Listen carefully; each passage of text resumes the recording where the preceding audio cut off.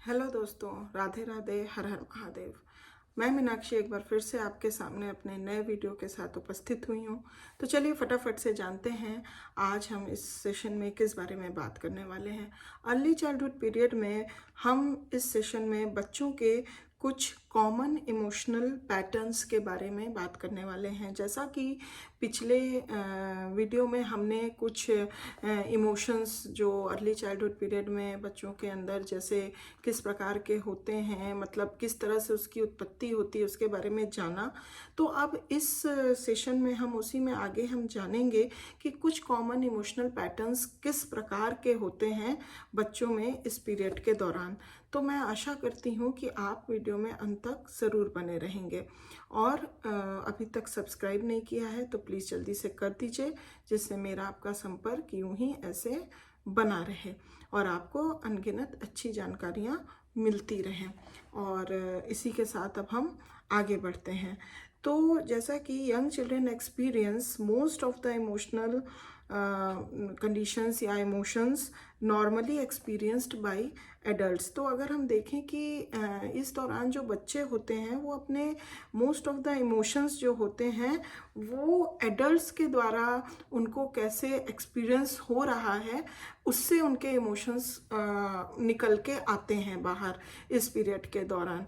तो अब चलिए, क्या है कि कुछ कॉमन इमोशनल पैटर्न्स हैं जो अर्ली चाइल्डहुड पीरियड में देखने को मिलते हैं।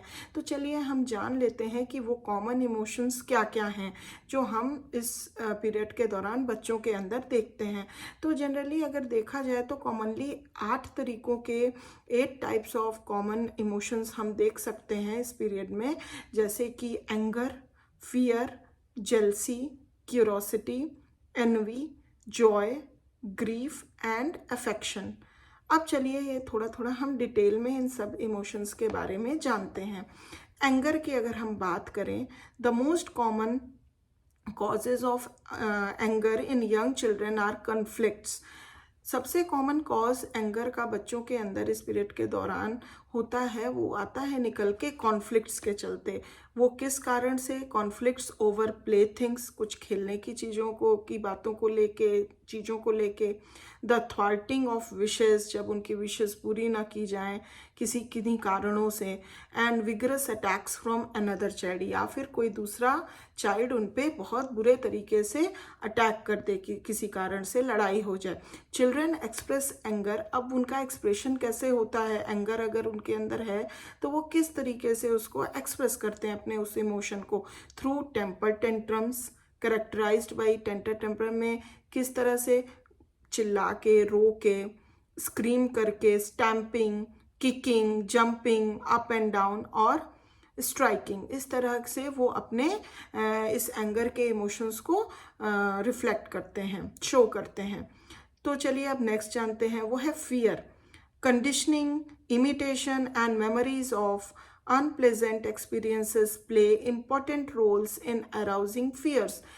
किसी प्रकार की अगर कंडीशनिंग हो जाती है बच्चे के अंदर, कुछ चीज़ें ऐसी पास्ट में घटी हुई रहती हैं, उससे वो बच्चा कंडीशनड हो जाता है, या फिर किसी तरह की चीज़ को इमिटेशन के कारण, या फिर कुछ ऐसी अनप्लेजेंट मेमोरीज, एक्सपीरियंसेस उसके रहते हैं। तो ये सारी चीज़ें बहुत इम्पॉर्टेंट रोल प्ले करता है बच्चे के अंदर फियर को अराउज करने में। एज डू स्टोरीज, स्टोरीज से भी हो सकते हैं, पिक्चर से, रेडियो एंड टेलीविज़न प्रोग्राम के through, and movies with frightening elements, या फिर कुछ ऐसी मूवीज़ जिसमें कुछ डरने वाले एलिमेंट्स हों, डरावने एलिमेंट्स हों। At first a child's response to fear is panic. शुरू शुरू में चाइल्ड का जो रिस्पॉन्स होता है फियर के प्रति वो पैनिक होने लगता है बच्चा। Later responses become more specific and include running away and hiding, crying and avoiding frightening situation। तो शुरुआत में बच्चा सिर्फ घबराहट जैसे पैनिक फील करता है, बट लेटर ऑन जब ये ज़्यादा इंटेंस हो जाती है, फिर बहुत स्पेसिफिक हो जाती है, तो बच्चा क्या करता है कि उस जगह से एकदम से भाग जाता है, रन अवे कर देता है, छिप जाता है, रोने चिल्लाने लग जाता है, या फिर उस सिचुएशन, फ्राइटनिंग सिचुएशन को वो पूरी तरह से अवॉइड करना चाहता है। अगर हम नेक्स्ट बात करें इमोशंस की तो वो है jealousy. Young children become jealous when they think parental interest and attention are shifting towards someone else in the family. ये तब उस बच्चे के अंदर उत्पन्न होता है जब उसको ये फील होने लगता है कि जो भी उसके पेरेंट्स का इंटरेस्ट है या फिर अटेंशन है वो धीरे धीरे शिफ्ट हो रहा है towards somebody else in the family, usually a new sibling, खास करके किसी उसके नए सिबलिंग्स के साथ। यंग चिल्ड्रन में ओपनली एक्सप्रेस देयर जेलसी और they may show it by reverting to infantile behaviour.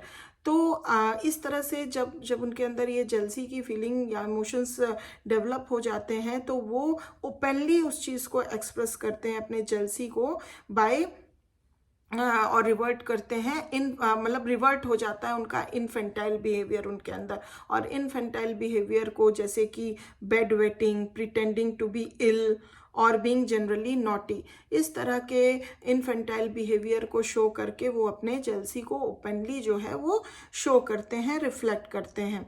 All such behaviour is a bid for attention. अगर देखा जाए तो ये सारे बिहेवियर सिर्फ पेरेंट्स का अटेंशन पाने के लिए होता है, मायने रखता है। नेक्स्ट अगर हम बात करें तो क्यूरोसिटी।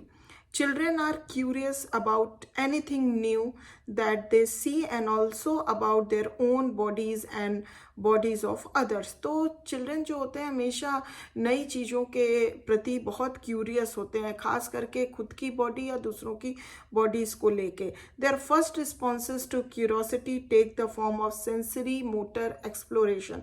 अगर उनका पहला रिस्पॉन्स क्यूरोसिटी के तरफ देखें कि किस तरह से वो रिस्पॉन्स देते हैं तो that is for the sensory motor exploration. और बाद में later as a result of social pressures and punishment they respond by asking question. बाद में जब उनके ऊपर सोशल प्रेशर या किसी प्रकार का एक्सपेक्टेशंस डाल दिया जाता है तो फिर वो उसी चीज़ को, अपने क्यूरोसिटी को क्वेश्चंस पूछ के मतलब वो अपने क्यूरोसिटी को दिखाते हैं। मतलब वो जिस भी चीज़ के प्रति क्यूरियस होते हैं उसके प्रति वो क्वेश्चन पूछने लगते हैं।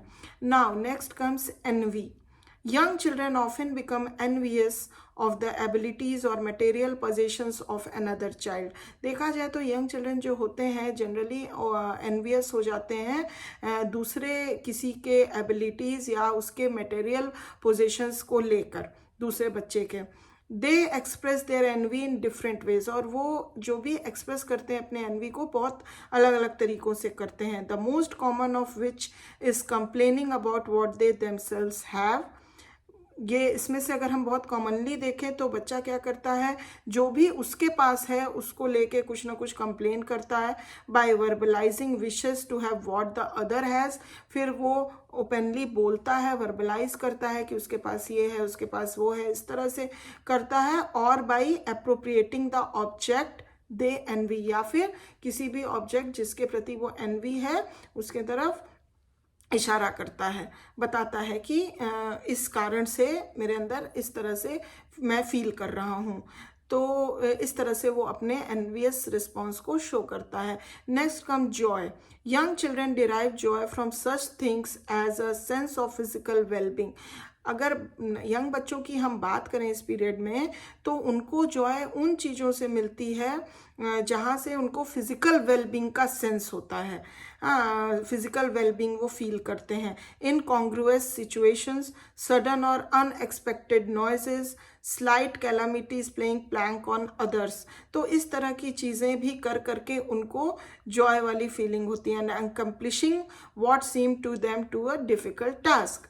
दे express their joy by smiling and laughing. वो अपने जॉय को एक्सप्रेस करते हैं स्माइल करके, लाफ करके, clapping their hands, jumping up and down और हगिंग द ऑब्जेक्ट और person that has made them happy. या फिर किसी ऑब्जेक्ट या पर्सन को हग करके जिसके कारण से उनको जॉय की या हैप्पीनेस की फीलिंग आई है। Next come grief. Young children are saddened by the loss of anything they love or that is important to them. वो तभी सैड होते हैं बहुत ज़्यादा जब कोई बहुत ऐसी वस्तु या ऐसी कोई चीज़ जो उनके लिए बहुत इम्पोर्टेंस रखती है, जिसको वो बहुत प्यार करते हैं, वो कहीं खो जाए, लॉस हो जाए, whether it be a person, कोई वो इंसान भी हो सकता है, पेट हो सकता है, और एन इनएनिमेट ऑब्जेक्ट भी हो सकता है, जैसे उनका कोई बहुत ही प्यारा या प्रिय हम कह सकते हैं toy. Typically, they express their grief by crying and by losing interest in their normal activities, including eating. तो वो अपने इस ग्रीफ को कैसे टिपिकली शो करते हैं, रो के, क्राई करके, या फिर अपने जो डेली एक्टिविटीज़ या नॉर्मल जो एक्टिविटीज़ रूटीन्स हैं उसमें वो अपना इंटरेस्ट खो देते हैं। अगर एक छोटा सा एग्जाम्पल देखें तो मतलब उनका खाने पीने का भी मन नहीं करता है, वो खाने में भी इंटरेस्ट नहीं दिखाते हैं, छोड़ देते हैं खाना। इस तरह से वो अपने ग्रीफ इमोशंस को रिफ्लेक्ट करते हैं। Next come affection. Young children learn to love the things, people, pets और objects that give them pleasure. तो यंग चिल्ड्रन हमेशा ये सीख जाते हैं कि हमें उन्हीं चीज़ों से प्यार करना है, या ऐसे लोगों से, ऐसे ऑब्जेक्ट्स, ऐसे पेट से जो उनको प्लेजर की फीलिंग दे। They express their affection verbally as they grow older. और वो अपने इस मतलब जो उनका ये जो अफेक्शन है वो वर्बली, जैसे जैसे वो बड़े होते जाते हैं वो वर्बली शो करते हैं। While they are still young, और अभी भी वो मतलब स्टिल यंग रहते हैं, दे एक्सप्रेस इट फिजिकली। फिर वो फिजिकली, वर्बली के साथ साथ फिजिकली भी अपने अफेक्शन को एक्सप्रेस करते हैं by hugging, patting and kissing the object of their affection. तो जो भी व्यक्ति या वस्तु से उनको अफेक्शन मिल रहा है उसको फिर किस करके, हक करके, इस तरीके से वो अपने फिजिकली भी वो अपने अफेक्शन को शो करते हैं। तो हम इस तरह से जाने कि ऐसे ही कुछ कॉमन पैटर्न्स ऑफ इमोशंस हैं जो हम इस अर्ली चाइल्डहुड पीरियड में बच्चों के अंदर देख सकते हैं। तो इस जानकारी के साथ हम ये कह सकते हैं कि हमें बच्चों के हर एक इमोशंस पे बहुत ही ध्यान देना चाहिए, और उनके इमोशंस की दिशा और दशा जो है वो सही रास्ते पे जाए, इसका हमें ही एज अ पेरेंट ध्यान रखना चाहिए। तो इससे उनका इमोशनल बैलेंस हमेशा बरकरार रहेगा, और वो फिर किसी भी सिचुएशन, किसी भी उसमें अपने आप को इमोशनली बैलेंस्ड और इमोशनली एडजस्ट कर सकेंगे। इसलिए उनके इस पीरियड में उनको किस तरीके से इमोशंस का अप डाउन होता है, कुछ पॉजिटिव इमोशंस डेवलप होते हैं, कुछ नेगेटिव, तो हमें एज अ पेरेंट इन चीज़ों पे खास ध्यान रखना चाहिए और उसको करेक्ट करना चाहिए, और उनको सपोर्ट करना चाहिए। तो इस तरह से वो इमोशनली स्ट्रॉन्ग बनेंगे और इमोशनली एडजस्टेबल बनेंगे। तो मैं आशा करती हूँ कि ये जानकारी आपको पसंद आई होगी। अगर आई है तो प्लीज़ एक लाइक ज़रूर दे दीजिए। अभी तक सब्सक्राइब नहीं किया है तो जल्दी से कर दीजिए। जैसे कि अभी तक आप लोगों ने मेरा उत्साह और प्रोत्साहन बहुत बढ़ाया है, इसके लिए आप लोग का बहुत बहुत धन्यवाद। ऐसे ही आगे बढ़ाते रहिए, और मैं आपके लिए ऐसे ही अनगिनत अच्छी अच्छी जानकारियाँ लेके आती रहूँगी। और thanks for watching my video. अब अगले वीडियो में मैं फिर एक नई जानकारी के साथ आऊँगी। तब तक अपना ध्यान रखिए, ख्याल रखिए। Bye bye, take care.